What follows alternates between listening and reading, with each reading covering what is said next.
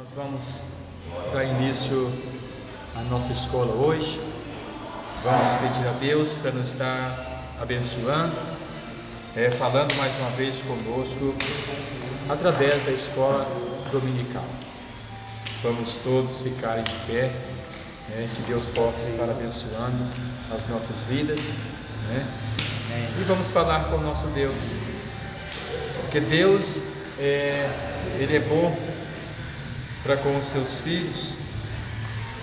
E nós vamos fazer esta oração. Vamos falar com Deus. Senhor nosso Deus e nosso Pai, nesse momento, Senhor, nós colocamos a Tua presença, ó Deus, pedindo, Senhor, para abençoar mais uma vez a nossa escola dominical. Ó Deus, se cada um dos irmãos, Senhor, cada adolescente, ó Deus, cada jovem possa aprender a palavra do Senhor. Ó Deus, que as crianças também na escolinha possam aprender, Senhor, a Tua palavra. Senhor, em nome do Senhor Jesus Cristo, Pai, peço, Senhor, para nos abençoar. Senhor, nos dá entendimento e sabedoria, Senhor, para transmitir, Senhor, aos ouvintes. Em nome de Jesus, em nome de Jesus. Amém. Amém. Irmãos, pode sentar. Deus abençoe. Em nome de Jesus, nós vamos aprender na nossa nova lição, na nossa nova revista, que é o estudo de número 1, o qual foi nos passado, pelo pastor Gideon, uma lição maravilhosa, estudo número 1, nos falando sobre Jonas, E nós vamos estar aprendendo a palavra do Senhor. E os irmãos vão aprender o tanto que é importante ter estratégia de ataque, Quando nós vamos evangelizar, nós temos que também ter estratégia para conquistar pessoas, corações das pessoas. Precisamos ter estratégia, o amor de Deus, Nós temos que estar orando, falando com o nosso Deus, para que Deus possa vencer, e o Espírito Santo comover as pessoas. E nós vamos falar de uma grande cidade de Nínive, o qual Deus pediu para que Jonas fosse anunciar o evangelho ali, a palavra dele, O tema diz assim: se há esperança para os ninivitas, há esperança para qualquer um. Se há esperança para os ninivitas, há esperança para qualquer um, para qualquer pessoa. Por que ele trouxe esse tema? Esse tema, irmãos, ele fala bastante, porque os ninivitas eram pessoas cruéis, pessoas que não tinham dó dos outros, pessoas que eram preparadas para a guerra, um povo que conquistou muitas cidades, porque era um povo temido. E pelo que a gente vê na história de Jonas, até Jonas temeu em ir pregar a palavra de Deus ali naquela cidade. Um povo que não tinha piedade, um povo que não tinha mesmo dó de ninguém. Jonas, quando ouviu a mensagem, a voz de Deus para ele ir até ali, para anunciar, para ganhar aquele povo para o reino de Deus, ele temeu. Sabemos a história que ele até desviou, foi para outro lugar, em vez de pregar onde Deus havia mandado, Então ele, segundo a história, ele teve que cumprir, de um jeito ou de outro, Jonas teve que cumprir. Até temos uma imagem aqui de uma baleia e um homenzinho dentro da baleia. porque foi assim que Deus fez com Jonas. Jonas, quando não obedeceu à voz de Deus, Deus permitiu que uma baleia engolisse ele, e lá dentro ele arrependeu bastante mesmo, e Deus fez com que ele fosse ali jogado naquela grande cidade de Nínive, né? Então, meus queridos, uma cidade bastante temida, uma cidade que era um povo que eles inventavam, faziam coisas que os outros não faziam, inventavam suas armas de guerra, os machados, as lanças, as espadas. Eles eram um povo cruelmente preparado para uma batalha. Eles faziam de todo jeito para ser um povo estrategista. Eles eram um povo estrategista, tinham suas estratégias de ataque. Nós estamos falando dessa história, desse povo, colocando essa crueldade e colocando as suas estratégias, não para que você seja uma pessoa como ela, como eles, mal, não, para aprender a enfrentar o inimigo, para enfrentar, ser uma pessoa preparada para enfrentar as pessoas, não enfrentar para a guerra, mas enfrentar, aprender a ter estratégia para encher o reino de Deus. Eles eram um povo que não se intimidava, e o povo de Deus não pode se intimidar com as coisas, com os ataques que temos. Nós temos que ser pessoas sábias para ter estratégia de como vencer o inimigo e como pregar a palavra de Deus para convencer as almas. Nós sabemos que o Espírito Santo convence, mas se não tiver você para pregar a palavra, não tem como ele convencer as pessoas, tá?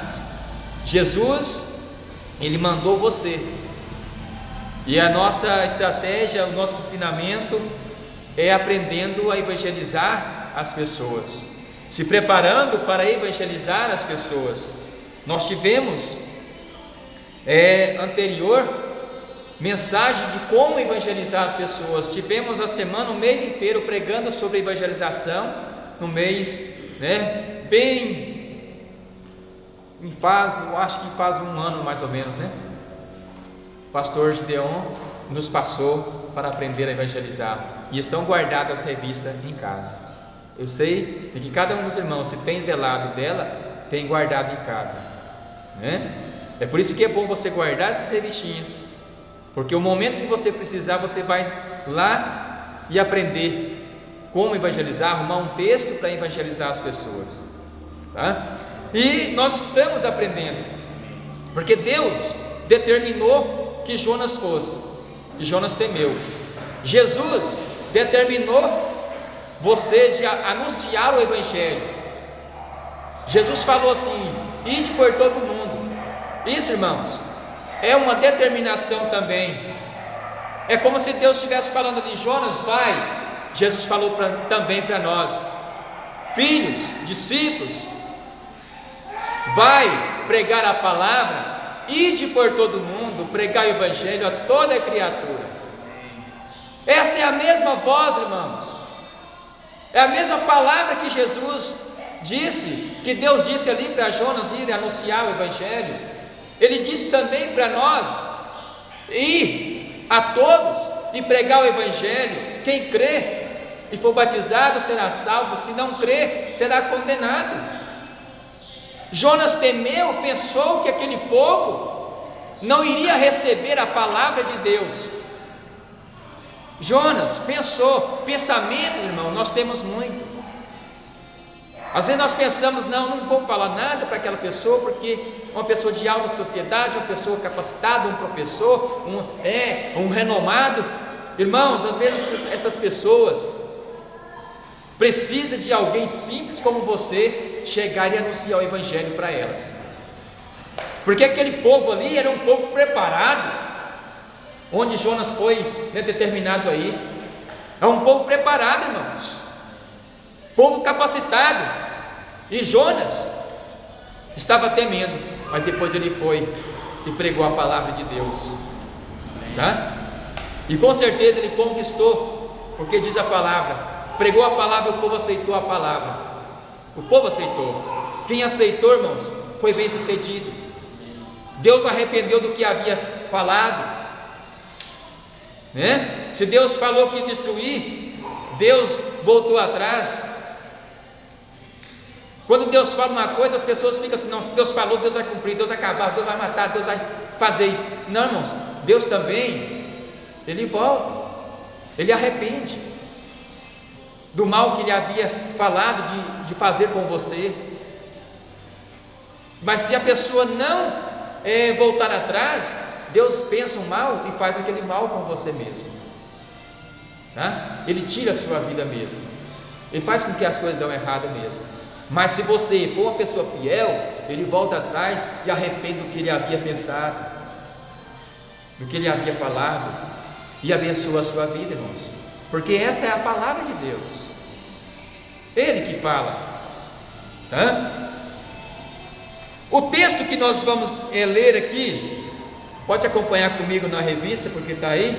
Porque Deus amou o mundo de tal maneira que deu o seu Filho unigênito, para que todo aquele que nele crê não pereça, mas tenha a vida eterna. Isso aqui, Ele deu a sua vida ao mundo inteiro.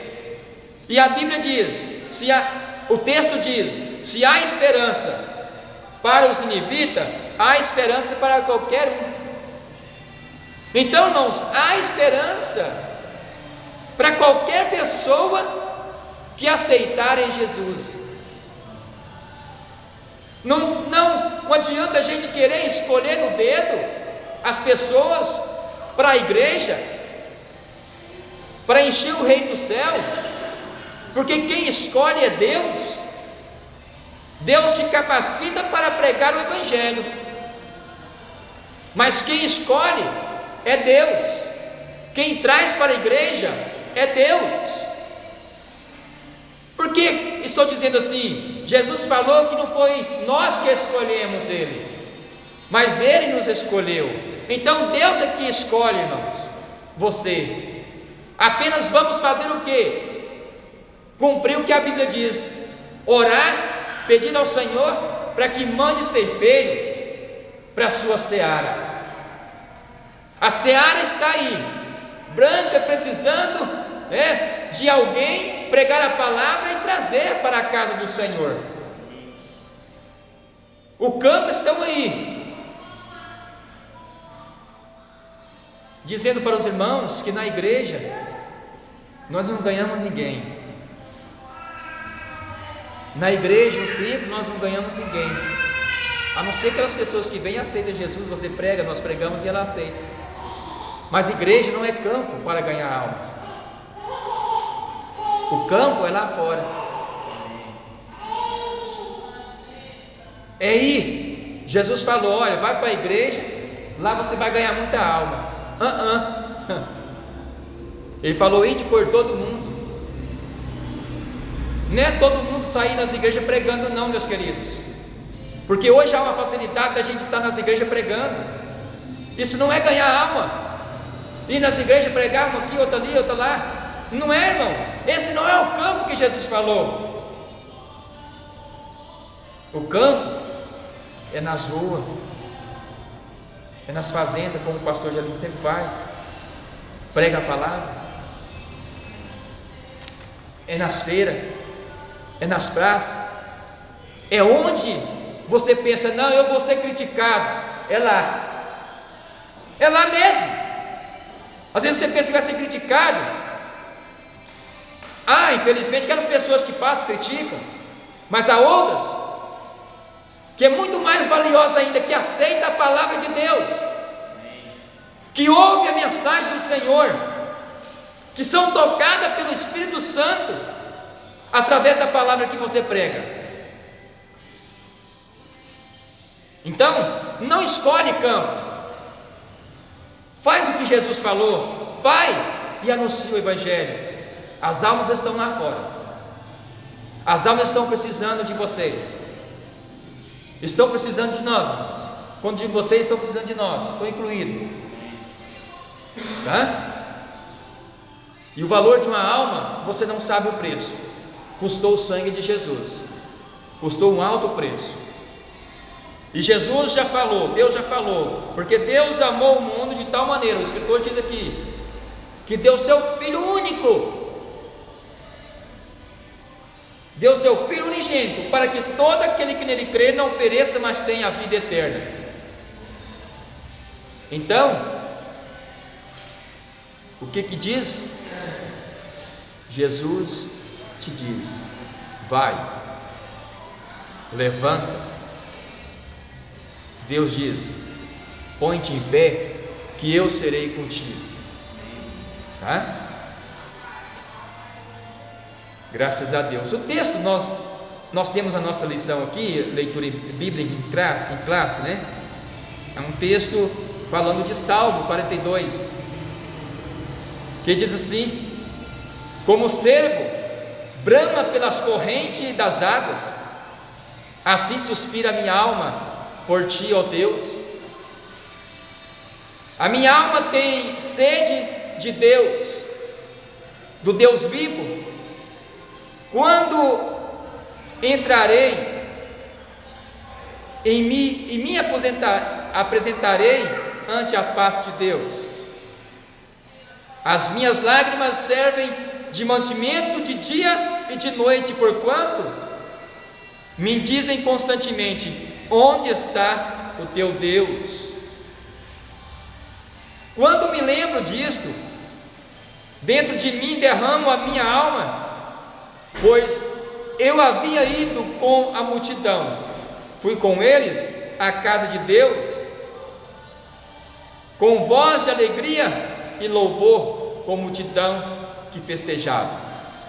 Porque está abatida, ó minha alma, e porque te perturba em mim? Espera em Deus, pois ainda o louvarei na salvação de tua presença. Ó Deus, dentro de mim a minha alma está abatida, portanto lembro-me de ti desde a terra do Jordão e desde o Hermon, desde o pequeno monte. Direi: adeus a minha rocha, por que te esqueceste de mim? Por que anda angustiado por causa da opressão do inimigo? Como com ferida mortal em meus ossos, me afrontam os meus adversários. Quando todo dia me dizem: onde está o teu Deus? Por que você está assim tão triste, ó minha alma? Por que está assim tão perturbada dentro de mim? Põe a sua esperança em Deus, pois ainda o louvarei. Ele é o meu Salvador e o meu Deus. Está aqui salmista, o escritor aqui, passando por um momento que ele estava se sentindo, a alma dele abatida. As pessoas ou alguém dizia, a sua alma diz: onde está o teu Deus? Por quê? Porque sempre quando nós estamos passando por um problema, uma enfermidade, alguém diz, ou até nossa alma diz: onde está o teu Deus? Há tanto tempo que você é crente, há tanto tempo que você serve a Deus, e você não é curado. Há tanto tempo que você serve a Deus, e você não faz as coisas ser realizadas. há um confronto, há uma briga dentro de nós.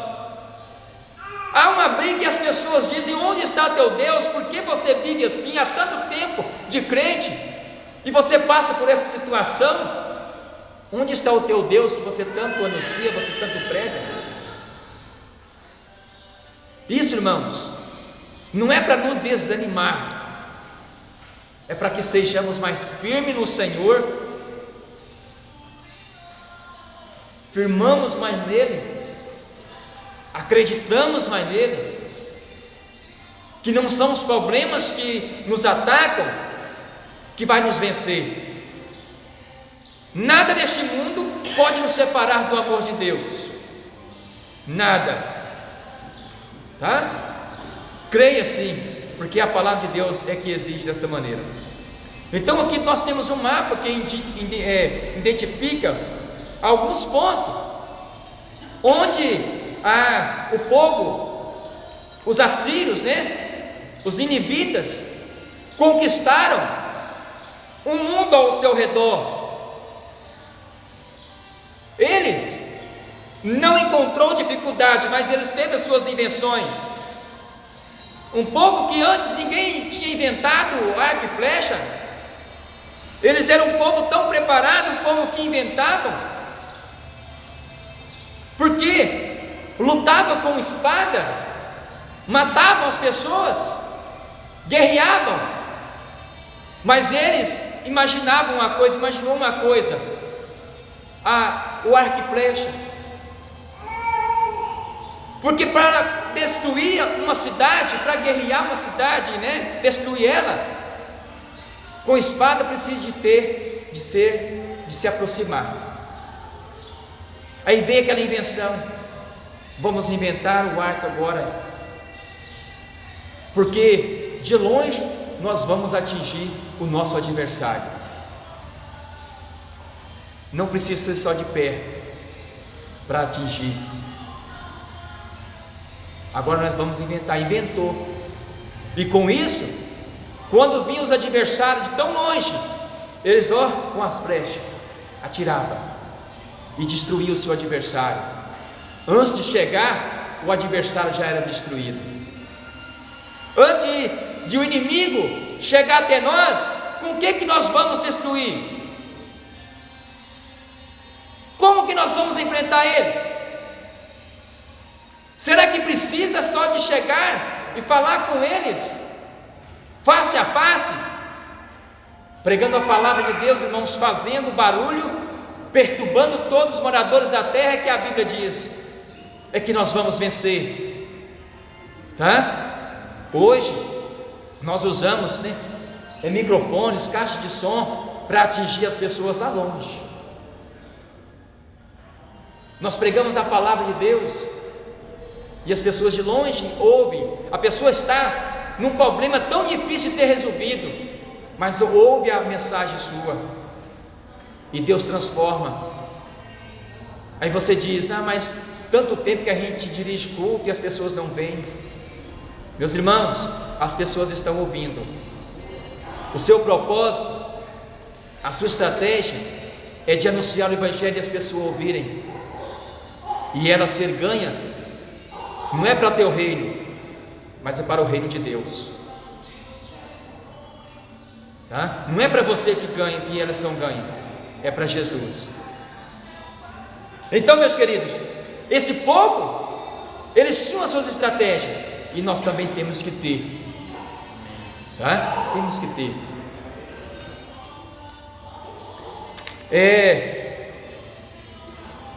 Você pode entender a possibilidade de alguém extremamente cruel, maligno e doentio ser alcançado pelo amor de Deus? Era esse povo cruel, doentio, um povo que destruía. Um povo, irmãos, que, se vocês imaginarem o tanto, a crueldade desse povo era tanta, que não tinha piedade das pessoas, não tinham piedade, tá? Não tinha. Eles faziam, irmãos, pirâmides de cabeças de pessoas, faziam pirâmide de corpo de pessoas, aqueles montões. O pregador dizendo, o Gideão falando que fizeram uma pirâmide, né? Alguém fez de 25 metros. É muita cabeça, é muita gente envolvida ali, tá? E aquele povo faziam isso, tinham prazer de fazer isso. Mas esse povo foi amado por Deus, não porque eles destruíam as pessoas, é porque Deus amou o mundo, irmãos. E Deus queria tanto amar aquele povo que enviou um mensageiro ali para convencer aquele povo daquela tamanha crueldade que eles tinham. Pregar a sua palavra ali, e Deus convenceu, tá?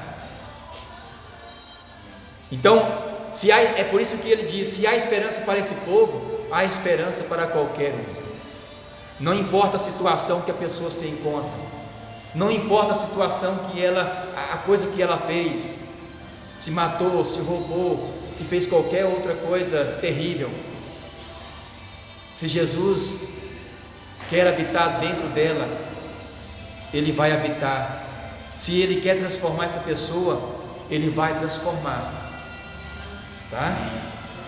Não vamos escolher pessoas para pregar o Evangelho. Não vamos pensar ou escolher pessoas que aceitam nossas palavras. Não vamos escolher. Vamos ir e anunciar o Evangelho do Senhor. Porque tem coisas, tem horas que você se intimida de enfrentar. Você se intimida ao momento, irmãos, é momentâneo. Mas quando você se coloca lá dentro, no meio, a sua timidez vai embora. O que precisa é ter um começo. Depois o meio e o fim, Deus vai concluir. O que precisa é você colocar de pé e ir. Abra sua boca e Deus será com você. Não preocupe com o que você vai falar, porque Deus é que vai colocar, te ajudar a ministrar a palavra. Porque enquanto nós queremos falar difícil e convencer as pessoas com palavras, tão difícil, o Espírito Santo é simples, mas ele é sábio também.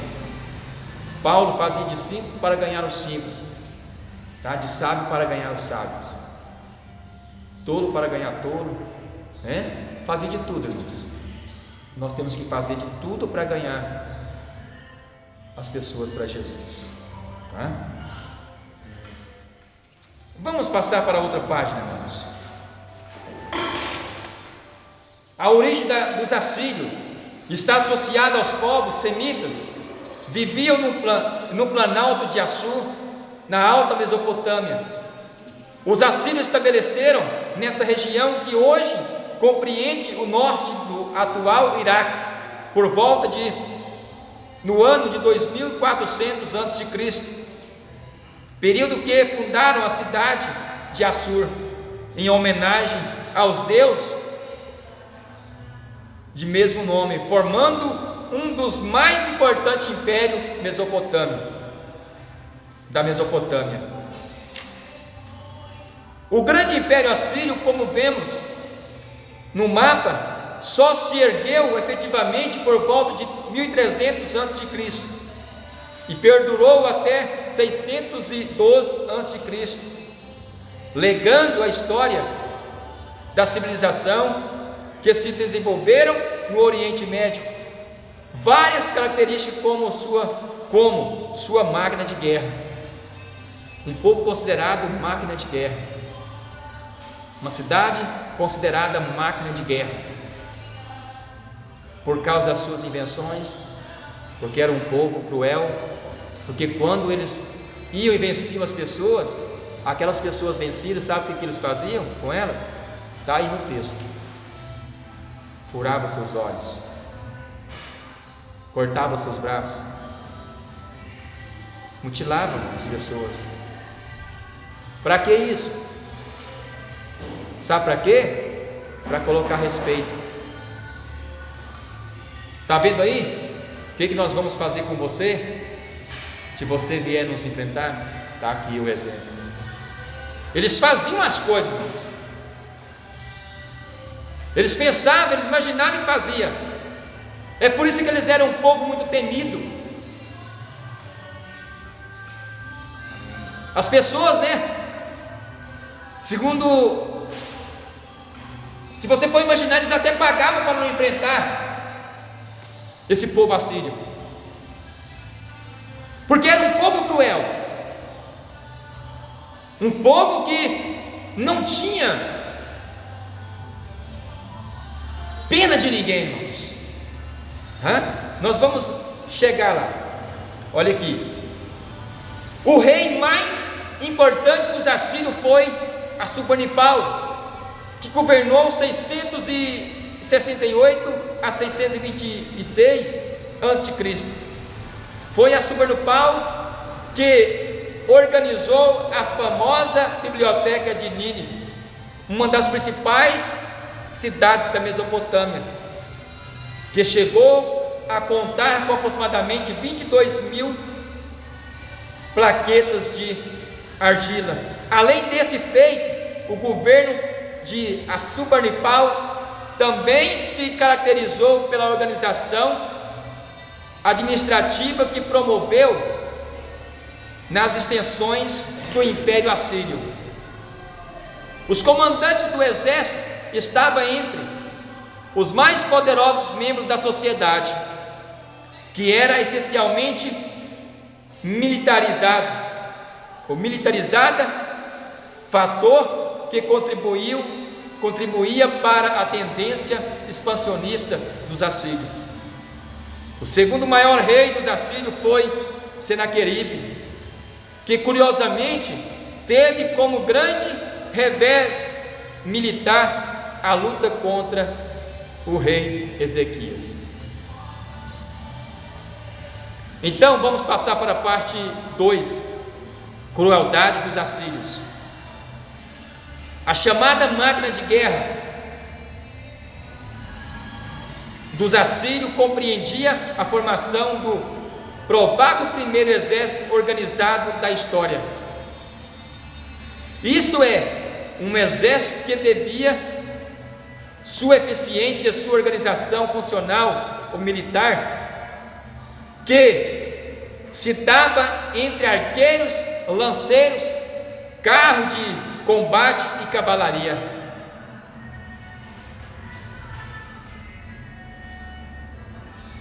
Amém? Só um pouquinho. Amém? Só um pouquinho para mim depois. Aqui, irmãos, eles usavam isso aqui, lanceiros, porque é aquilo que eu estava falando, eles armavam, faziam os arcos e flechas para atirar as flechas. Eles enfrentavam com carros de combate e cavalaria. Olha aí, eles enfrentavam com cavalos, porque através dos cavalos eles podiam enfrentar e destruir as pessoas, porque ninguém quer parar na frente de um cavalo correndo, irmãos. Olha para vocês verem, enquanto eles tem uma figura aqui, 3 pessoas,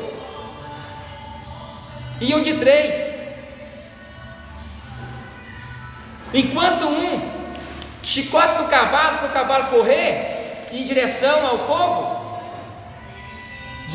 das guerras, tinha um com escudo na mão e o outro com arco e flecha. Vinha alguma coisa, com o que estava com o escudo protegia aqueles que estavam ali, com o flecheiro, com aqueles que estavam ali dirigindo aquele cavalo, aquela carroça.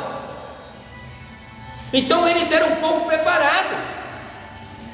São figuras dos assírios, pessoas que figuras históricas, Isso aqui é nos ensinando, porque Jesus falou: vai de 2, Se um cai, o outro levanta.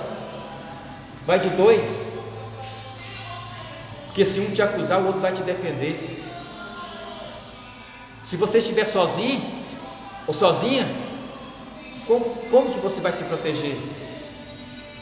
É por isso que para evangelizar, temos que ir de dois. Não, eu sou santo, não vou cair não, vou sozinho, ninguém quer ir comigo? Muitos santos caíram, tá? Muitos renomados caíram. Pecado, irmãos, pecado não escolhe santão ou santinho, não. Qualquer pessoa cai. Vai de dois, é agora. E o outro diz: não pode fazer isso. Sempre tem alguém para poder ajudar, aconselhar. Tá? Então, quer evangelizar? Vai de dois, vai de três, de quatro, 5, tá? Não vai sozinho não. Se você não quiser cair, tá? Se você não quiser cair em pecado, em tentação, em condenação, vai de dois. Porque se você for sozinho, a tendência é cair, tá? A tendência é desviar. É por isso que Jesus falou: vai de dois, tá? Jesus teve a sua estratégia, irmãos. Jesus nos ensinou, irmãos, a pregar o Evangelho. Eu espero que os irmãos estejam entendendo o que eu estou passando aqui, tá?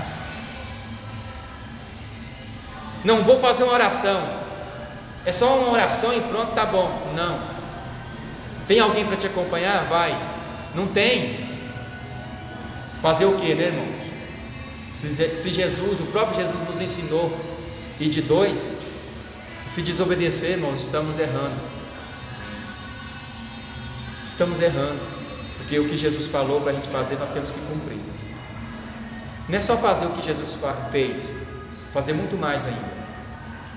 Se fazer o que Ele só fez, nós somos ingratos, pessoas, né? Temos que fazer muito mais. Vamos continuar então. A crueldade, né? Isso, lá embaixo. Foi através de seu exército que os assírios conseguiram submeter várias da civilização da Mesopotâmia ao seu jugo. Então, para vencer, você tem que ter estratégia, preparo. Tem que se preparar para a guerra, irmãos. Tem que estudar a palavra de Deus. Tem que meditar na palavra do Senhor. Tem que se preparar. Tem que jejuar, tem que orar. Não, fulano é preparado, eu vou com ele porque ele sabe falar. Não, fulano ele ora. E se Deus quiser te usar? Não, Jesus, Senhor, usa o irmão porque ele faz mais, ele jejuma, ele ora, ele sabe falar. Viu? Não, Jesus quer usar você. É você.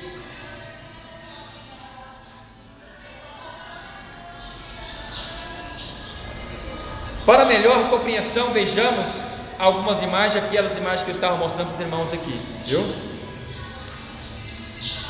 Contribuição, militares. Então, eles não tinham dificuldade em preparar o seu exército. Eles preparavam, irmãos. Pegavam aquelas pessoas, treinavam elas, capacitava elas para anunciar o Evangelho. Se os irmãos bem soubessem, os jovens, a igreja bem soubesse o tanto que isso aqui é importante, a escola dominical é um preparo para você enfrentar. Nós não usamos espada, não usamos arco e flecha para destruir as pessoas hoje, irmãos. Nós usamos a palavra de Deus para conquistar, para plantar o amor de Deus na vida delas. e para ela ser praticante do amor de Deus. E a estratégia, irmãos, que nós temos, e nós temos uma escola aqui, a nossa estratégia é pregar o Evangelho, a escola para vocês aprender. Se bem soubesse, não faltava, mas vamos lá então. Quer aprender? Quer ser alguém, um bom obreiro, uma boa diaconisa, um diácono? É ficar firme na escola, é aprender. Quer ser alguém, um doutor na vida? Tem que estudar. Tá? Quer ser um piloto de avião? Tem que fazer os seus treinamentos, tem que estudar para ser. Quer ser um professor? Tem que estudar o que? Pedagogia, tem que fazer pedagogia. Tá? Hoje tem muitas igrejas que para ser pastor tem que fazer curso, se não for, se não quiser. Mas graças a Deus, Deus tem nos separado e tem feito diferente. Que quem capacita é Deus, né? Se eu fosse esperar ser consagrado por causa de estudo, eu não teria sido consagrado. Você não teria sido consagrado, porque teve uma capacitação. Deus te capacita, tá? É Ele que te escolhe. Tem muitos que para ser alguém na vida, as pessoas veem que tem que ter muito dinheiro, tem que ser uma pessoa que se representa bem para falar com as pessoas. Mas Deus capacita qualquer pessoa, tá? Com isso aqui nós estamos aprendendo. Deus capacita qualquer pessoa, tá? Qualquer um. Deus pode salvar. Deus, pegando aqui, né, fazendo uma ponte aqui, uma emenda, Deus pode transformar qualquer pessoa, preparar qualquer pessoa, trazer qualquer pessoa, ser um pastor, um obreiro, um diácono, um presbítero, evangelista. Deus é que prepara, tá? Deus. Enquanto muitos estão aí se preparando pessoas, as pessoas estão morrendo. Até eu me preparar a ser um pastor formado, muitas almas já pereceram, muitas almas já morreram, muitas almas. Não vai não, que você não está preparado ainda não. Vamos fazer sua formatura primeiro. Aí eu fico velhinho, agora você vai aposentar porque você não dá conta de fazer mais nada. E não faço nada. O tempo passa, os dias, o tempo passa e nós não fazemos nada para Jesus. Tá? Mas Jesus está nos ensinando. Temos que ler a Bíblia para o Espírito Santo nos capacitar. Tá? Isso aqui é fundamental. Ela já está nas suas mãos. Tá? A estratégia está nas suas mãos. Então vai, fazer a obra do Senhor. Vamos fazer a obra do Senhor. Desenvolvimento de armas de bronze, ferro, utilização de lanças e flechas, cavalo de guerra, que já foi falado, estudo dos povos a serem conquistados, invenção das estratégias e organização militar de guerra. Um povo que era organizado, tá? Era organizado, não era de qualquer jeito não, irmãos.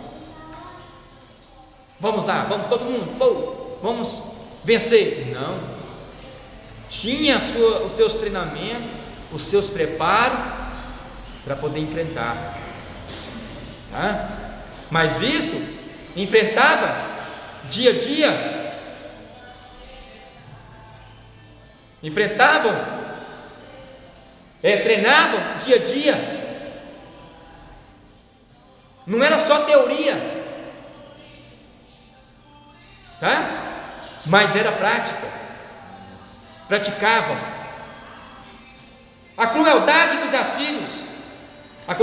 assírios, de ninivitas, né?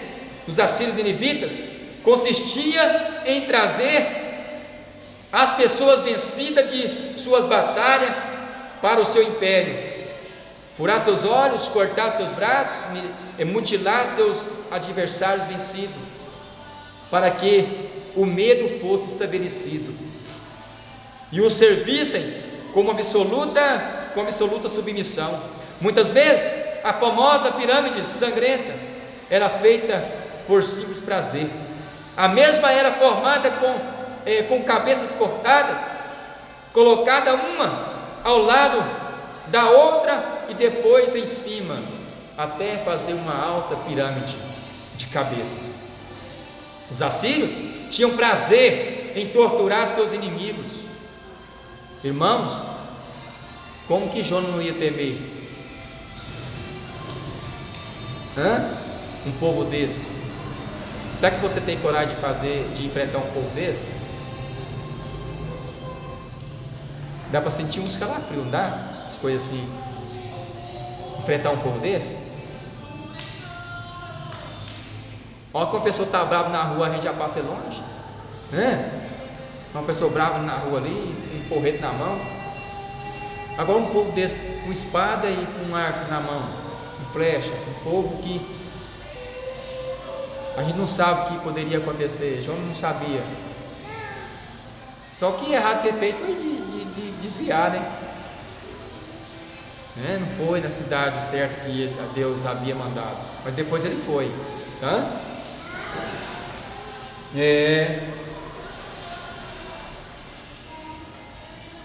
A mesma era formada, cabeça cortada e tal, colocada uma ao lado da outra e depois em cima. Os assírios tinham prazer em torturar seus inimigos. As empalações eram normais e rotineiras. Irmãos, quando o pastor Gideon falou, eu fui lá atrás da imagem, de uma imagem que ele falou. Era crueldade, irmãos, que eles faziam. Aquelas lanças, eles enfiavam por baixo das pessoas assim, até sair na boca. Era um povo cruel, mas Deus teve compaixão. O importante é isso, O importante é que Deus teve compaixão, que Deus salvou ali. Se há esperança para os ninivitas, há esperança para qualquer pessoa que pratica maldade. Não é ela permanecer na maldade que vai fazer ela ser salva, é ela se libertar da maldade, Não é porque ela praticou a maldade que ela está condenada para a perdição, já se lançar no inferno. Deus salva qualquer pessoa, Deus perdoa qualquer pessoa. Então ele deixa de fazer as suas crueldades, Deus transforma, Deus transforma o coração mau. A Bíblia diz que o coração nosso é enganoso, é mau. Deus transforma, basta a pessoa dar lugar. A decisão é nossa, a decisão é sua. Basta você decidir a Cristo: vou servir a Jesus, vou deixar de toda maldade, e Ele vai ser dono do meu coração e vou fazer tudo para Ele. É isso que é emocionante, é isso que é comovente, é isso que comove o Espírito Santo. Um certo rei assírio em uma batalha, levou cativo 14 mil homens como prisioneiro de guerra, por precaução, para que não houvesse revoltas. Deu ordem ao seu exército que vazassem os olhos de todos presos. Então levou como garantia para que mostrasse, para que deixasse o exemplo.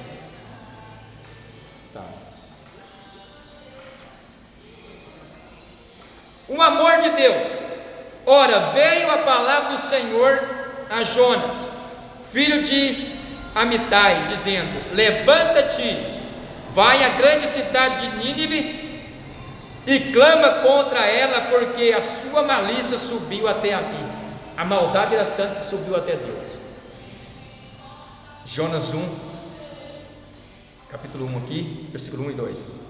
Pela segunda vez veio a palavra do Senhor a Jonas, dizendo: levanta-te, vai à grande cidade de Nínive e lhe proclama a mensagem que eu te ordeno. Levantou-se, pois Jonas e foi a Nínive, segundo a palavra do Senhor. Ora, Nínive era uma grande cidade, de 3 dias de jornada. Irmãos, 3 dias de caminhada de jornada. 3 dias. E começou Jonas a entrar pela cidade, dizendo a jornada, fazendo a jornada de 1 dia, e clamando, dizendo: ainda 40 dias, e Nínive será subvertida. E os homens de Nínive creram em Deus. Então eles creram em Deus através da mensagem que Jonas levou, e proclamaram um jejum e vestiram de saco desde o maior deles até o menor. Está vendo? Se vestiram de saco. A notícia chegou também ao rei de Nínive, e ele se levantou do seu trono e, despindo-se do seu manto, cobriu de saco e sentou sobre a cinza. Está vendo, irmãos? Se humilharam perante a palavra de Deus. Humilhou-se, vestiram de saco e sentou sobre a cinza, e fez uma proclamação e o publicou em Nínive, por decreto do rei dos seus nobres, dizendo: não provem coisa alguma, nem homens, nem animais, nem bois, nem ovelha, não comam, nem bebam água, mas sejam cobertos de saco, tanto os homens como os animais, e clamem fortemente a Deus, e convertam-se cada um do seu mau caminho e da violência que há nas suas mãos. Quem sabe se voltará a Deus e se arrependerá e se apartará do furor da sua ira, de sorte que não pereçamos. Então convocou que todos fizessem isso, vestissem de saco, tá? E se humilhassem, para que Deus voltasse e arrependesse da maldade que havia feito ou pensado, para que houvesse um perdão. Se Deus mandou Jonas ir ali, é porque Deus ia perdoar. Se Jesus mandou você ir, é porque Ele vai perdoar as pessoas, tá? Viu Deus que o que fizera como se converteram no seu mau caminho, e Deus se arrependeu do mal que tinha dito que lhe faria, e não fez. Está aí, não fez o mal que ele havia pensado. Jonas 3. Misericordioso e piedoso é o Senhor, longânimo e grande em benignidade. Salmo 103, versículo 8.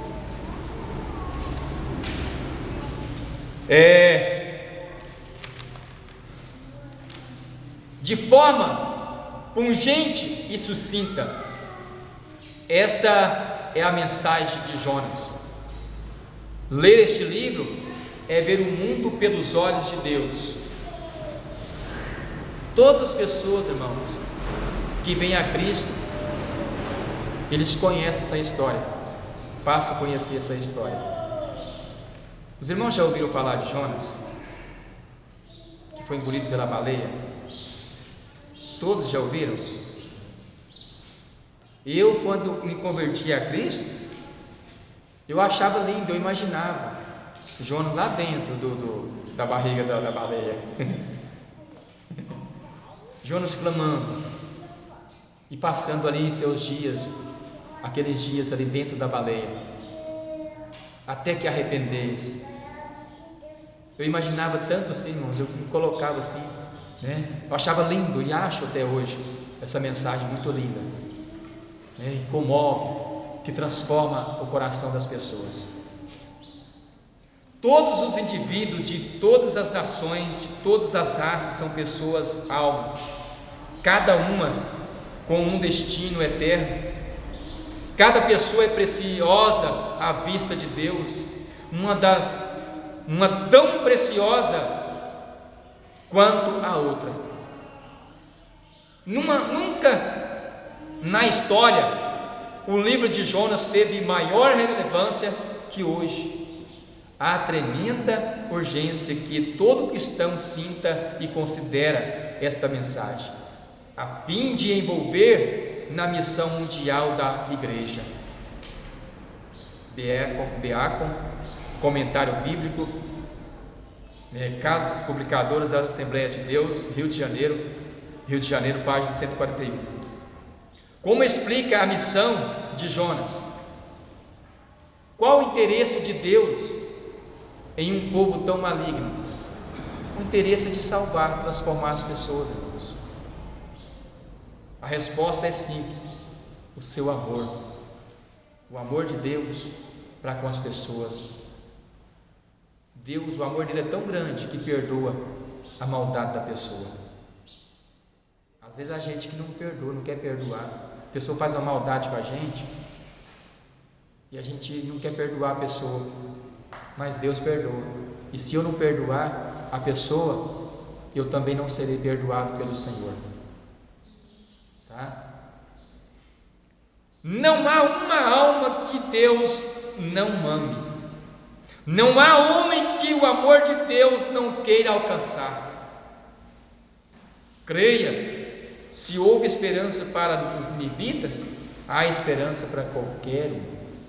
Tá? Então, houve esperança para mim, houve esperança para você, houve salvação em minha vida, em minha casa, houve salvação na sua casa. Deus escolheu você e vai escolher outro da sua família, vai escolher a sua família. Creia somente no Senhor, peça ao Senhor: Senhor, salva a minha família, porque eu creio no Senhor, que houve esperança para aquele povo cruel, Senhor, de Nínive. E a minha família, Senhor, comparando aquele povo, nem pode se comparar àquele povo, Senhor. Bom, irmãos, não é pecado você orar assim. Senhor, perdoa. Eu sei que nós somos mal, nosso coração é mau, minha família, coração mau, mas perdoa, Senhor. Transforma. E Deus já começa a trabalhar. Deus vai trabalhar. E Deus vai convencer. Porque Deus amou o mundo de tal maneira que deu seu Filho unigênito, para que todo aquele que nele crê não pereça, mas tenha a vida eterna. E no final aqui, irmão, tem um hino. Eu não tenho costume de cantar esse hino. Eu não sei cantar ele. Melhor, né? Eu não sei cantar esse hino. Algum dos irmãos sabe cantar? Sabe, pastor? Esse hino que está aqui na nossa lição, na nossa revista? O Senhor já sei. Não, muito além do nosso entendimento. Nesse tom aí que a irmã pastor está cantando. Amém?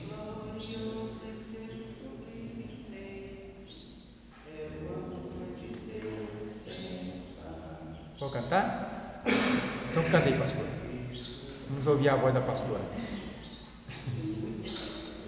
Ele é muito lindo. Vamos lá então? A pastora ajuda aí que eu vou pegar.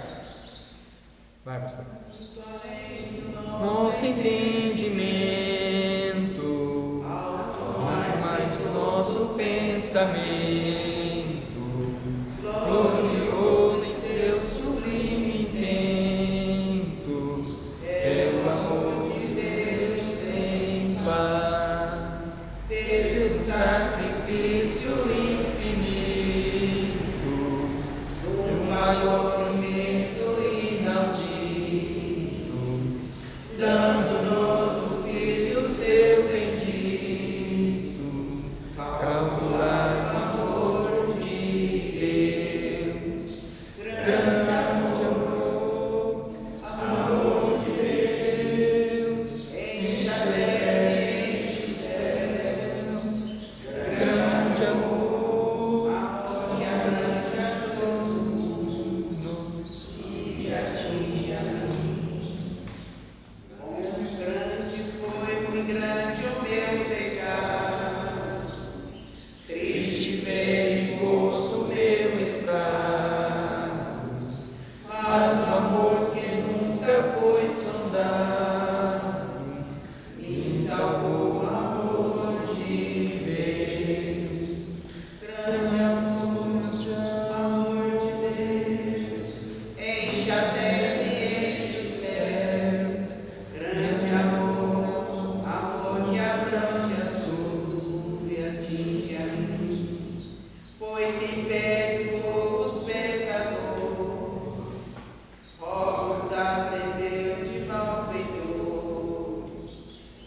sarou os pobres sofredores, esse mesmo amor de Deus, grande amor, amor de Deus, enche a terra e enche o céu, grande amor, amor que abrange a todo mundo e atinge a mim.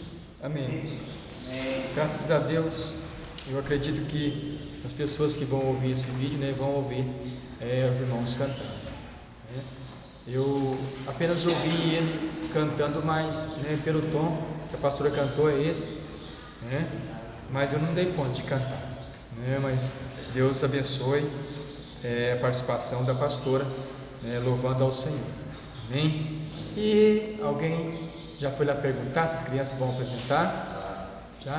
Vão apresentar? Foi lá? Então, vamos estar ouvindo as crianças. Pode